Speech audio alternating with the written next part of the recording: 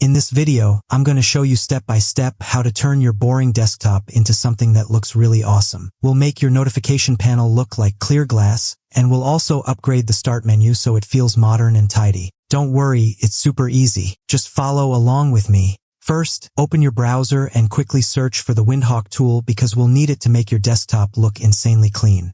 After searching, click the first link you see and download it right away. Once it's downloaded, click to install it. Installing is really easy. Just follow the steps on your screen and you'll be good to go.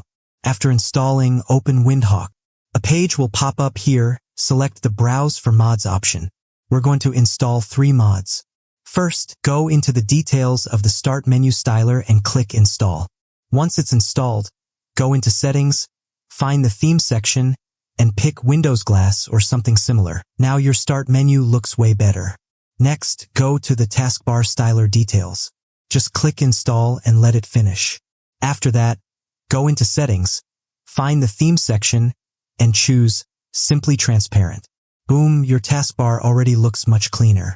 For the third one, go to the Notification Center styler details. Install it and apply it.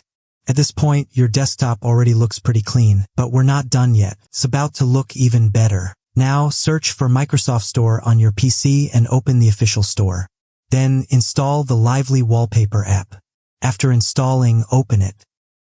Click the plus icon to add your own animated wallpaper. You can even download one from Pixabay.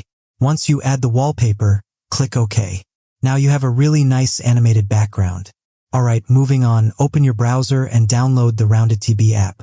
After downloading, go to the folder, scroll down, and double-click RoundedTB. Select Extract All to extract the files. Then open RoundedTB. Once it's running, you'll see a box like this. Go to Advanced and set it up with these settings. Click Apply, and your desktop now looks insanely clean. Got any problems? Leave a comment below. Thanks for watching.